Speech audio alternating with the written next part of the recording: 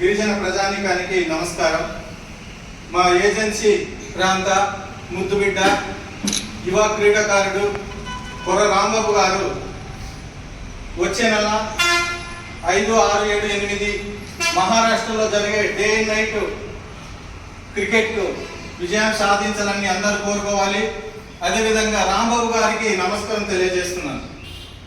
ఎందుకంటే ఆయనకి ఎటువంటి క్రీడా పరికరాలు లేకపోయినా ఇంత విజయం చేకూర్చారు.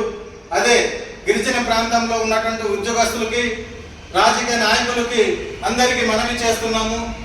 యువ క్రీడాకారుడికి మీకు తోచినటువంటి సహాయ సహకారాలు, ఆర్థికంగా ఇబ్బందులు పడుతున్నటువంటి యువ క్రీడాకారుడికి మీ వంతు సహాయ సహకారాలు అందరూ కూడా ఆదుకోవాలని.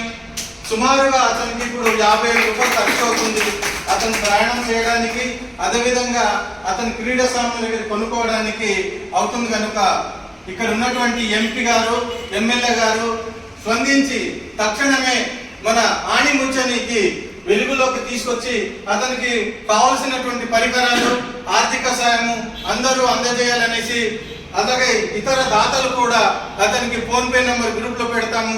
ఇతర దాతలు, ఉద్యోగస్తులు, యూత్, రాజకీయ నాయకులు అందరూ ఆయనకే ఫోన్పేలో మీకు తోచిన 100 రూపాయల కాడ నుంచి మీకు ఎంత తోస్తే అంత మీరు అందరూ కూడా సహాయ సహకారం అందిస్తారని ఈ కార్యక్రమం